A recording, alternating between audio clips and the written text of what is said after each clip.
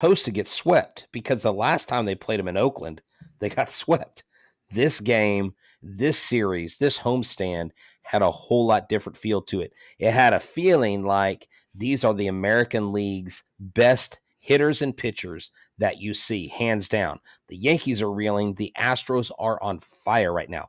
Lance McCullers Jr. came back, and it was like another trade deadline acquisition, and he lit Minute Maid up, and it was a great game on Sunday to get the sweep. We'll talk about the impact that they have had on the Uvalde community and how some special moments happened today at the hands of the Astros and their supporting fans all weekend long at this Hall of Fame weekend. Let's have a Hall of Fame podcast right now with Locked On Astros.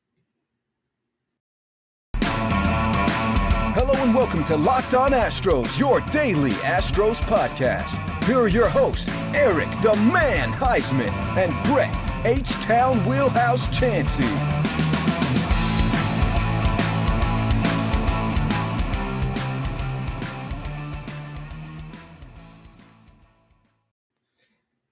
We are Locked On Houston Astros, and we hope that you join us for a daily Locked On Astros podcast. My name is Eric Huysman. You can find me on Twitter at Eric Talks Astros. Find the show at Locked On Astros.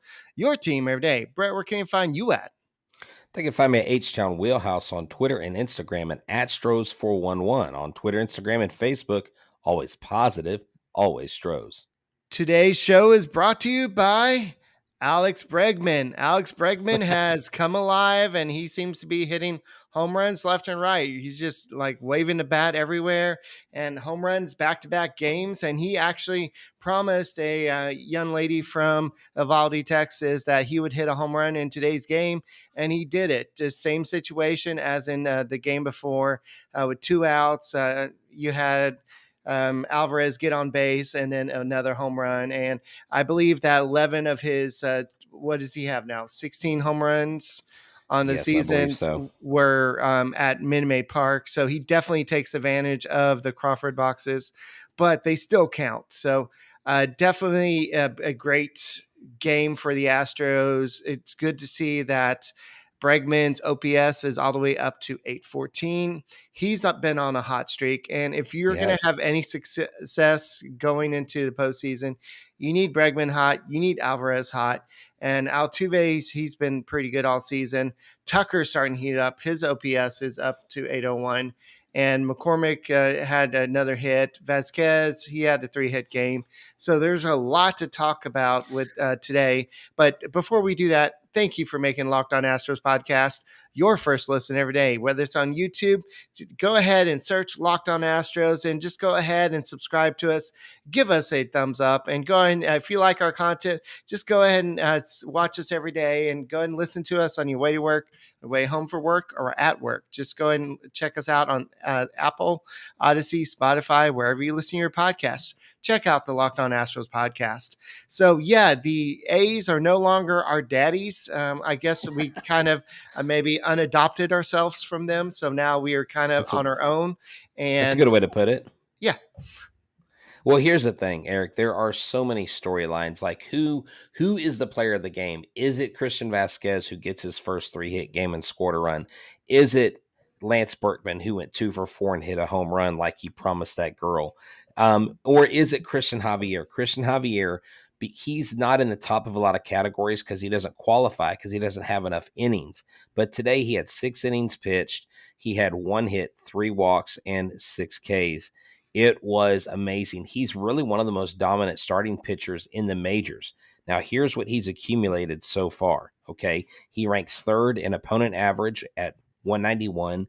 The person that's in front of him at number 2 is Justin Verlander at 190. He's 3rd in strikeouts per 9 with 11.84, and he's 9th in WHIP with 0.05. One of the comments I just recently said right here that, Javier in most people's starting rotation would be a number 2. He's a number 4 guy for us. I mean, we've got McCullers back. I mean, this weekend, Eric, needed to happen. This 6-game homestand needed to go the way that it went because the Astros have been excellent on the road, at home, and against the A's. Like we said before, they had kind of been a miss a little bit, but there was no mistaking. There was no doubting from the game that I attended when Kyle Tucker hit that grand slam to watching Chas McCormick do the things that he's done. And then Christian Vasquez finally gets in there, Eric, with a 3-hit game. So now he and Mancini have each recorded 3-hit games. And you love what this team is doing top to bottom. And even when the relief pitchers aren't perfect, they're still not that bad anyways, because they're winning by a lot of runs. It's not close. There was that one game against, I believe, Oakland where the game I was at where they let them kind of climb back in. But for the most part, their body of work, I love what I see. And this lineup and this pitching rotation, Eric, I think is as dangerous as we've seen in Houston ever. All right, so the Yankees lost again. So now the Astros have a 2.5 game lead in the American League. That's a big deal. That number one seed would be very nice. I know that the Dodgers have more wins than the Astros, and actually the Astros have one more win than one more loss than the Mets do at the moment. So they're basically trailing two teams in the National League for the best overall record. So the Astros have their work cut out for the World Series, but right now I think they're just focusing on the American League, what they can handle right now. But the Yankees, they're free falling. They're just not playing great baseball. They're 2-8 in their last 10 games. The Astros are 7-3, and it's just a total different Astros team. I know that we were talking about them kind of going through a little slump, but the Astros are 75-41, and they're going to go on to face the White Sox. The White Sox are just not that dominant team. The Astros have won 4 in a row, and they've won 8 of their last 11 games. So they're just playing a lot better brand of baseball. This is Astros baseball. Yeah, and this is Alex Bregman. So Alex Bregman, he's basically 9 for his last 19 at bats at 473 with 3 homers, 8 RBIs, 6 walks, and an OPS of 1486. Kyle Tucker is 9 for 21, no slouch with 2 homers, hitting 428, 9 RBI, 6 runs scored, and a 1.305 OPS. And this is what I want us to really think about. The runs that have been scored, there were 21 runs scored in this series. 18 of those 21 runs, Eric, were scored on 2 outs. These were 2-out runs. These were home runs, grand slams, triples, doubles. And remember, we had been beleaguered by the runners in scoring position, like why they weren't hitting, why they weren't pushing runs across. And that was a thing that we said they have to fix that. Right. And I'm not saying your games against the Rangers and the Oakland A's fixes that, but you actually have to perform and do those things no matter who you're playing, no matter what level of the competition. So the fact that they're doing that with 2 outs, scoring multiple runs, 2 runs, 3 runs, I mean, I made note of it right here on Sunday. Alex Bregman scores 2 runs. Jose Altuve scores 2 runs with 2 outs. McCormick, a triple, scored 2. Bregman, his home run on Saturday, scored 2. Kyle Tucker, a triple, scored 2. On Friday, Yuli scored 1. Kyle Tucker, a grand slam. Pena scored 1. I mean, and those weren't even all of the runs that they scored today. They were 90% of the runs were with 2 outs. Right. That is a championship ball club. All right. I don't mean this to be a pun at Fernando Tatis Jr., but I think that Lance McCullers was the shot in the arm that the Astros needed. He needed to kind of come back and kind of give the Astros. If we had ringworm, that would probably be an apropos. But you know what I mean? I think that I know. McCullers being on this Yeah. roster means a lot to not just to the fans, but to the players. That team played, Eric. There's a different energy in the ballpark, I think, automatically. And I was wrong. I was like, I don't know, man. Maybe Lance is coming back too soon. And I'm always willing to admit when I'm not correct on something or when I kind of miscalculate things. But bro, he came back and he looked great. James Click said, it's what you hoped for. We didn't know what to expect. And man, he gave them a solid outing. Yes, and overall, it was just a great game by McCullers. I mean, we talked about it in a podcast on Saturday night. It was so good. We're like, yeah, let's go and do a podcast. And we had a lot of y'all tune in, and we're having a lot of people tune in. So, guys, join the conversation. It's great to interact with you. It's great to interact with the people that make the Locked On Astros podcast what makes it great right now. And you know what makes your job greater? Going to LinkedIn. So let's talk a little bit about LinkedIn. Yeah, so LinkedIn is has got you ready. Like, I know the fall's coming up, the temperature's going to change, business is picking up, and especially for small businesses, you need to go to the right place. And there's all kinds of job site markets you can go. So why go anywhere else other than LinkedIn? That's where basically 40 million people are daily looking for jobs there. They have a network of 810 million total. But what you can do is you can create a job post for free in just minutes. You can use the purple hashtag hiring frame, and it doesn't cost you anything. And so, what you do is you do this to spread the word that you're hiring for your network to find the right people to hire. They give you tools, screening questions, focus on candidates with just the right skills so that you're not interviewing 30 people versus the 10 that you really think would fit those jobs better. So, for a small business, and other small businesses, they've rated LinkedIn number one in delivering quality hires and leads. LinkedIn Jobs helps you find the candidates you want to talk to faster. So post your job for free at linkedin.com/lockedonmlb. That's linkedin.com/lockedonmlb to post your job for free. Terms and conditions apply. All right. Speaking of LinkedIn, I'm looking at a couple of stuff. A lot of people are talking about Justin Verlander. We'll definitely talk about his kind of categories in second because he's kind of overtaking Shane McClanahan in second. I can't mess that up, but Shane um, McClanahan. yeah, whatever. But you know what? Watching some playoff baseball with some wings, some great brews, and where would be a great place to go for that? Well, I would say Hooters and NASA because not only do they have great wings, they have great service, and they have the world famous Hooters girls. They have flavors like um, Chipotle. They've got 15 different flavors. I know Eric, he likes the teriyaki with his chicken tenders and fries. I like the honey Chipotle, one of my favorites. But what's great is, again, great service, great brews. I mean, whatever you want, they have it there, and it's a great place to hang out. Rosie, the manager, has been there for a while. She's built this place up. She's got the best staff in the back. They cook the best wings, and they have on Monday through Friday what's called the Happy Owl specials, or most people call it Happy Hour, but they call it Happy Hour. It's 3 to 6. It includes Hooterades, Legendary Ritas, your favorite beers on tap, so many drink specials, and don't forget Thursdays, which is drink specials all day long. So come out where the guys at Locked On Astros hang out and watch the Astros and get some great grub and brews. Whether you're watching them play against Chicago or Atlanta coming up, you need to go to I-45 South, exit 528 for great wings and the best service from the world famous Hooters girls, conveniently located in the Nassa Valley Shopping Center, south of Baybrook Mall, between there in Webster, Texas. Don't go to Galveston because you go too far. Come back, come see them for lunch, work, or dinner to celebrate an upcoming special occasion. 20796 Gulf Freeway. Tell them Locked On Astros sent you.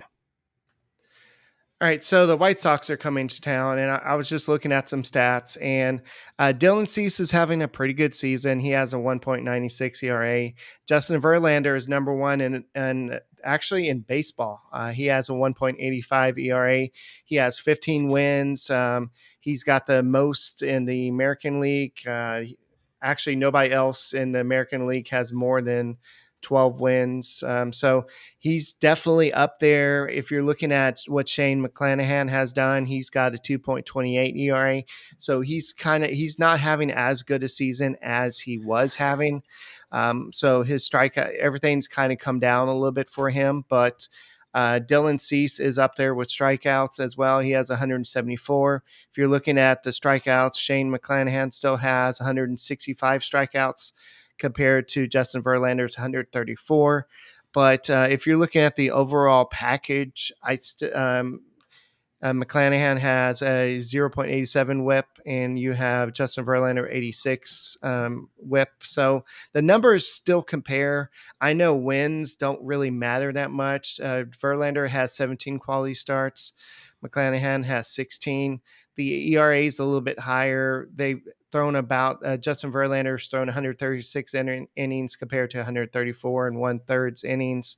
The only thing I could say about the two is they haven't thrown the most. The ones that have thrown the most are in the National League, but I guess we're not competing against them if they're going for this Cy Young race. So Well, that'll be an interesting matchup going down the stretch. Well, this reminds me of the Garrett Cole Justin Verlander race when I mean, it was Right. like you literally had an argument, I think, for both pitchers, um, and they were on the same team. Garrett Cole, a lot of people said should have won it. Justin Verlander obviously won it that year. And since you're talking about pitching, Eric, and since you're talking about Justin Verlander, this is an important thing to bring up. James Click in his pregame interview said basically we're going with the 6-man rotation. And Robert Ford asked them, is this a 6-man rotation that you're going with because you want to give them rest or because you're trying to figure out who's going to be in that rotation when you get towards the playoffs? And he said it's a lot of both. Right. Basically, they have an issue where they have so many big time pitching names that you don't know where to start them all. But what he said is what they're going to do when it comes to bullpen is when you have a series of off days, what they're going to do is they're going to do piggyback starts to make sure that their guys stay fresh and that they stay stretched out and they don't get cold. So they're going to keep an eye on Justin Verlander. He has a lot of upsides, but they don't want him to be at a point to where they're overusing him.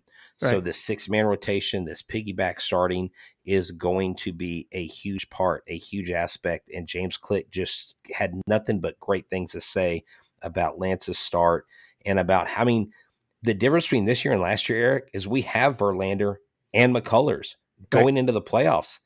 And if they go in there and they're stepping the way they're stepping, I really have a hard time believing that I could predict any other team beating them in any series, even the World Series. Yeah, and it'd be interesting. I mean, the three starters will be interesting. It would be who's going to be the fourth starter. I know a lot of people after the show said, "Well, maybe Cristian Javier." I think you even said Cristian Javier should be that guy, and some people said, "Well, Urquidy's kind of a big game pitcher." I think you may see Urquidy definitely in the second and third round of the playoffs. So, because they may need a fifth starter, but I think that James Click is saying we're using the 6-man rotation to see who we're going to use in these big games. And I think Seth Martinez was a kind of got caught in the numbers game. He deserves to be up here, and he may be up here. You may see a situation where somebody like Luis Garcia or somebody gets left off a playoff roster in favor of Seth Martinez because he is in the bullpen. And he maybe not for every round, but maybe for like the ALDS, something like that, just to get an extra reliever on there because Martinez deserves to be up here. There's Well, no and ifs or buts, but there's just nowhere else with Will Smith on this roster. Nowhere else to put him. Well, yeah. So, and he addressed that. He basically said what we want Seth to do. So we told him that this isn't because of anything he hasn't done, but we've given him a goal. When you go down to Sugarland, we want you to work on your execution against lefties. He said, and this is from James Click directly. Seth Martinez has a lot of upsides, but they want to be his point of focus is should be on lefties. And he said basically he sees him down there in a short-term manner. Abreu has been towing the line and has been doing well. They felt it would benefit Martinez more to go down and work on, handling lefties because of the 3-batter minimum and things like Right. that. So they want him to be ready. From what James Click was saying, he's going to be on this playoff roster. He said he's going to be a big part of what we do going forward. Right. So I know Martinez kind of took it hard, but he understands it. And James Click had nothing bad to say. And again, it's a great problem to have. Eric, we've got the best record in the American League. We're rolling right now, and we're having arguments as a fan base talk about who should get more playing time, Diaz or Vasquez or Mancini or Dubon or McCormick, and like we have this huge issue. Then like who's going to be the 4 starters? We have 8,000 starters it seems like, and we've got guys being sent down that are playing phenomenal. Right. It's a great time to be an Astros fan. And that's why James Click made these moves, not necessary for them to become starters, Mancini and Vasquez, but for them to be quality backups. in case of injuries, and just because you can never have enough talent, because who knows what happens in the playoffs, the matchups, everything. So I think the Astros are deep enough to just go ahead and win it all. And so, BFF buddies, ask Eric and Brett, do you start Diaz over McCormick? Um, I think in left field, for the most part, depending on matchups, yeah, Diaz has been riding a pretty hot bat recently. I think that Diaz deserves to get a lot of starts in left field. I think you're going to see McCormick with, depending on the matchups, maybe against some lefties. But I know that we want to see a lot more in center field, but it just really depends on Dusty Baker. I mean, but Yeah. Diaz, I think that Baker's made it pretty clear that he wants to see Diaz out there, but at the same time, I think that Click is trying to steer more Mancini to play a little bit more left field as well. And Oh, you're going to see Mancini playing a lot of left field. You're just going to see it, and I don't know if it's just going to be home games, but the bottom line is, I can't give you a straight answer on Diaz or McCormick. I think there are things that McCormick gives you that Diaz doesn't. I think there are things that Diaz gives you that McCormick doesn't. Diaz to me can be a guy that if he's not out there in left field or out in the outfield, you can give Altuve a rest. You can put Diaz at second. You can put Diaz at first. You can put Diaz other places. So I don't know if a Diaz McCormick thing is really comparable unless Diaz is playing a majority outfield. That is the great advantage you have of this Swiss Army knife type of player of Alednis Diaz. But Chas McCormick, Eric, this guy's been earning his keep. He has been earning more playing time. And I understand they're trying to get Myers up to speed.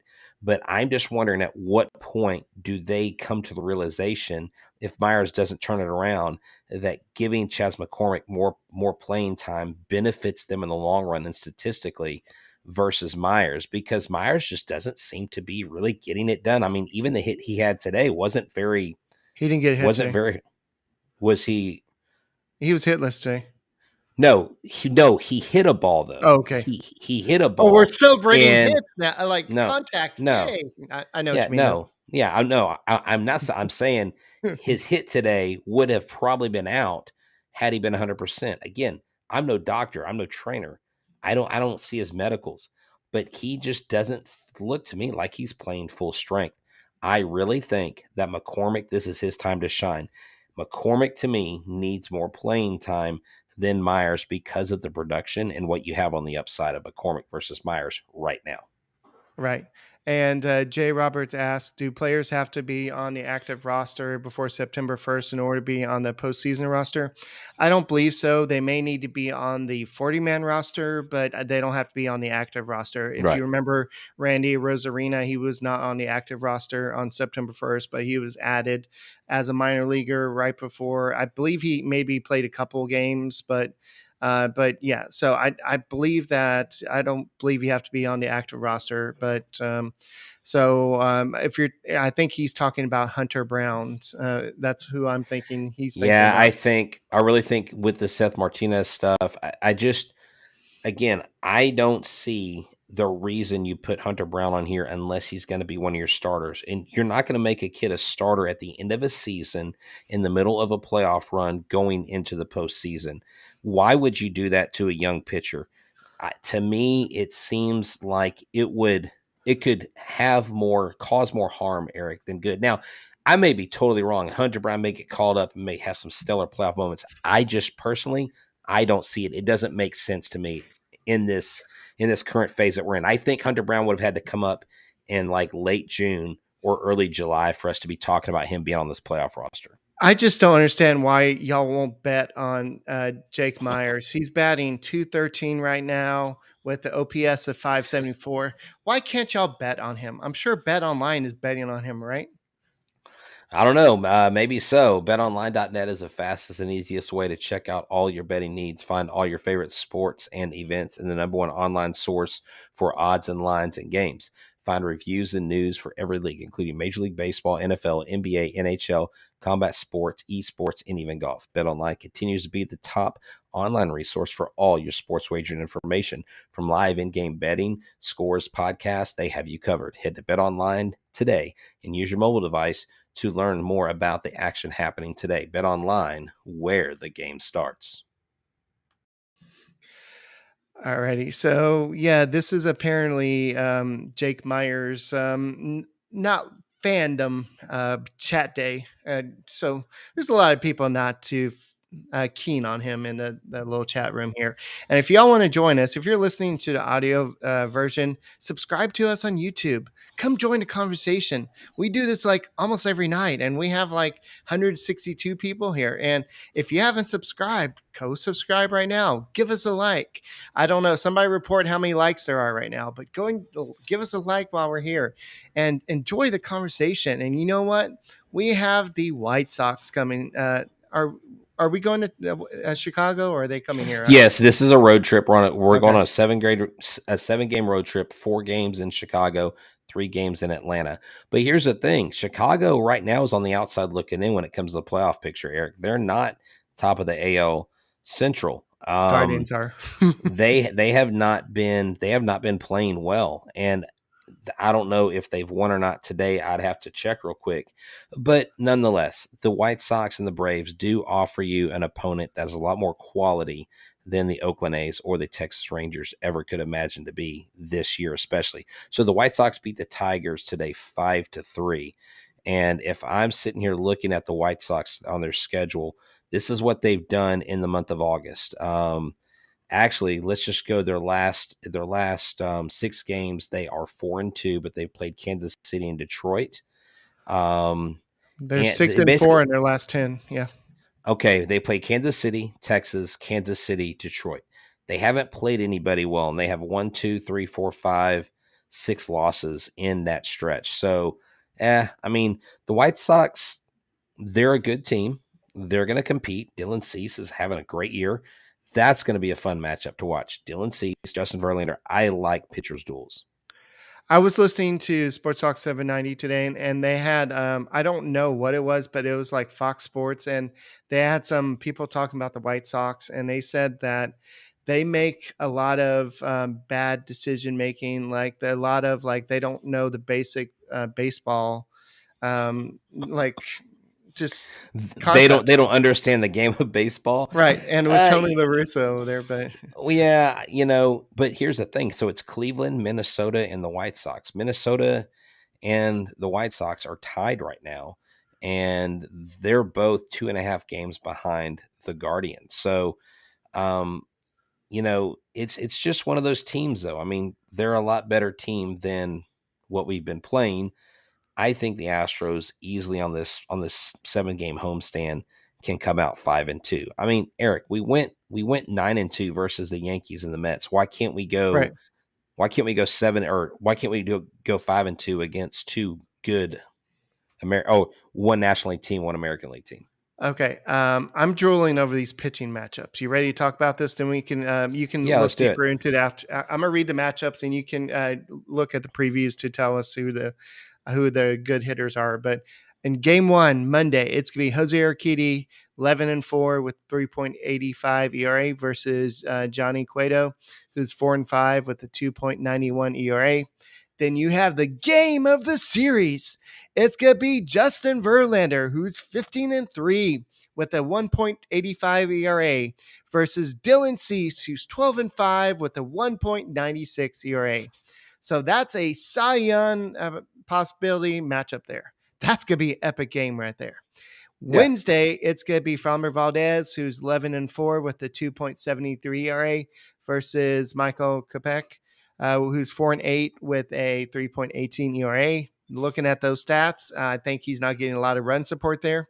Then you have Luis Garcia, 9-8 with a 4.03 ERA versus Lucas Giolito, 9-6 with a 4.92 ERA. Looks like Giolito's getting the run support there that Kopech is not. So Yeah, exactly. Well, if you look at this first matchup, and we've talked about Dusty Baker playing the matchups, Trey Mancini's hitting 333. Now, he's only had 3 at bats against Cueto, but if you're playing matchups, he has the highest average. There's not a whole lot of guys that have a lot of at bats. The most bats against him are Jose Altuve, 222. Actually, Martin Maldonado has 14. He's batting 143 against him. That's kind of par for the course. Alex Bregman with 2 at bats, batting 500. And on the other side, you don't really have much against Urquidy. Most of the guys have only gotten 3 at bats, and you've got a couple guys that have got a single hit against him. So that matchup right there, there's really not a whole lot to delineate from what the actual matchup is versus pitchers, because those pitchers and those hitters haven't faced each other. Now, when you get into Justin Verlander and Dylan Cease, you do have a little bit more to work with here. Altuve hitting 500 against him. Yuli Gurriel 429. He'll probably play. Mancini has 3 at bats against him and hasn't gotten a hit.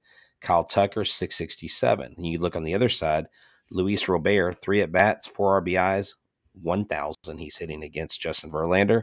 And then you have a couple other guys, Sebi Savala and Jose Abreu. So they've had some success. They've got some bats in their lineup, Eric.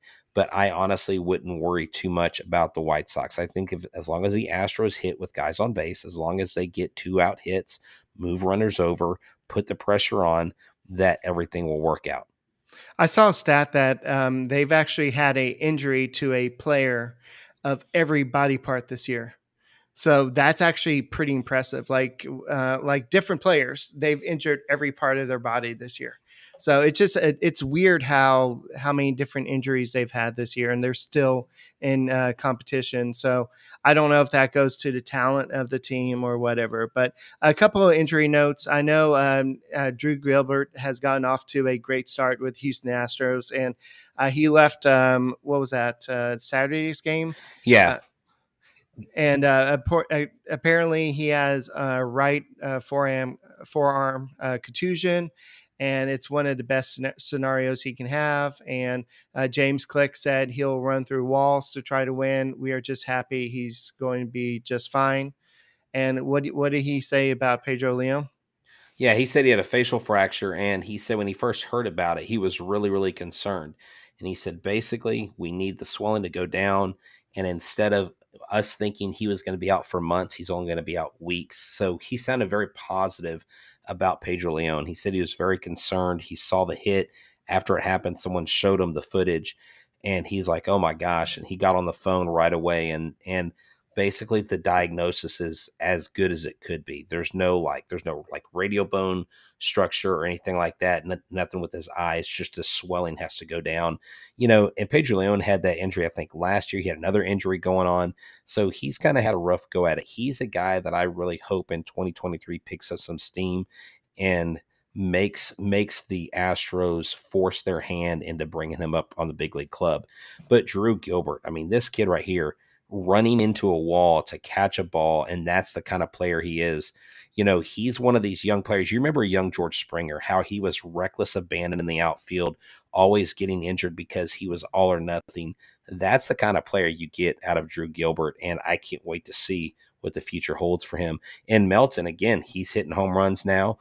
And hey, get this, Quincy Hamilton, his first home run as a Double-A Corpus Christi hook was a grand slam to center field. And I congratulated him on that. He thanked us, and I know we're working right now on getting him on the show here pretty soon. All right. I don't know why we're talking about ice cream, but I do agree that Bluebell is the best ice cream. That's just my opinion. I'm sure Brett has Bluebell is the best ice cream in the country. Yeah. Like, hey, we may do a show best like ice cream flavors, right? For Astros fans. Why not? I mean, we could do a whole show on that. I'm just very vanilla. I just like vanilla, but that's just me. So Eric, he's not even lying. This dude, like, hey, he is easy. Like, you can have a menu of like 5 items and he's good. Like me, I want it all. I want all the different types of foods. I want for different countries. I want the different desserts. Give it all to me. I'm a food connoisseur. Alrighty, so the Astros bust about 500 Uvalde residents to Minute Maid Park to watch the Astros play. And before the game, I know Alex Bregman promised one of the young ladies that he was going to hit a home run for her, and he did. And it was kind of a cool situation that they did for the community. I know they've been through a lot, and Altuve even said, we're going to go out there and try to get another World Series ring for you guys. And Jim Crane said, it's an honor to have you guys here. And they apparently they had pretty good seats. And Baker told the group, I'm glad to have you here. I've got nothing but love for you. The whole world was shaken. I'm glad you're here. Hopefully it can help the healing process. But the main thing is have a good time here today. And I know you're going to be loud.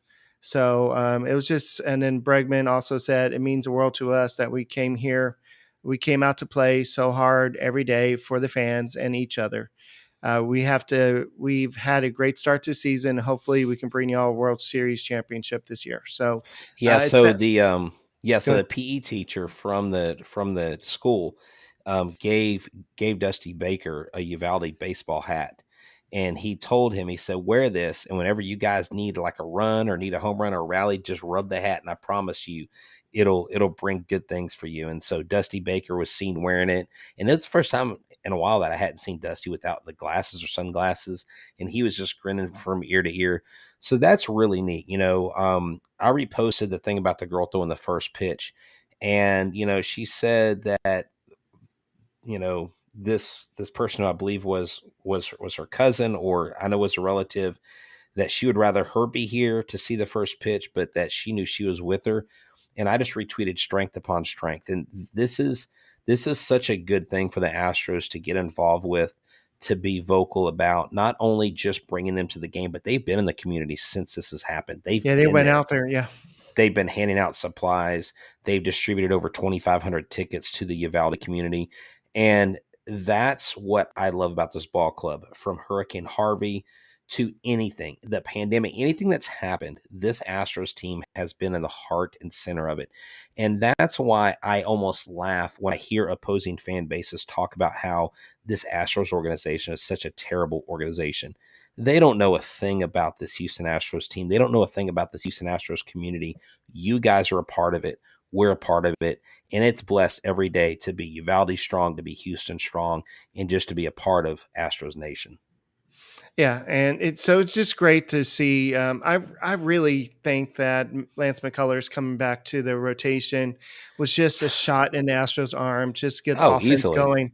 I mean, they've just looked great at the plate, and like everybody looks like they have extra pep on their step. And I think it's just great to see Lance McCullers back, because he is a big piece of this team. I know he's been in the dugout and everything, but it doesn't replace what he can do on the field and everything. So I think that it's great to see what they've done against the A's. Now they've got to take at least 3 or 4 against the White Sox, and I know they're playing at Chicago, I guess I should say. So, but I think it's an easy job to do. The game that's going to be really tough, I think, is going to be the Tuesday game. That could be like one of those 1-0 type games, especially as good as Justin Verlander and Dylan Cease are pitching this year. Any closing thoughts? No, just what an exciting weekend. And I know this next week, most of us, if not all of us, are going back to school. So we want to wish all the kids, all the students, all the teachers have a great first day back. Have a great new school year, the 2022-2023. Make it your best school year. Kids, stay in those books, study hard, listen to your coaches, listen to your teachers, listen to your parents. And teachers, please know from the bottom of our hearts, our fellow teachers, our prayers go out for you. It's going to be a great school year. I'm excited, and go Stros. All right, that's all we got for this special edition of the not special, but the Sunday edition of the Locked On It is Astros special. podcast. It's always special. So make sure you subscribe to us on YouTube, and make sure you check out solely over the Locked On MLB podcast, and make us your first listen every day. And let's have a good series versus the White Sox. And remember, Rosie over at Hooters doesn't wear White Sox anymore because of 2005. Go Stros.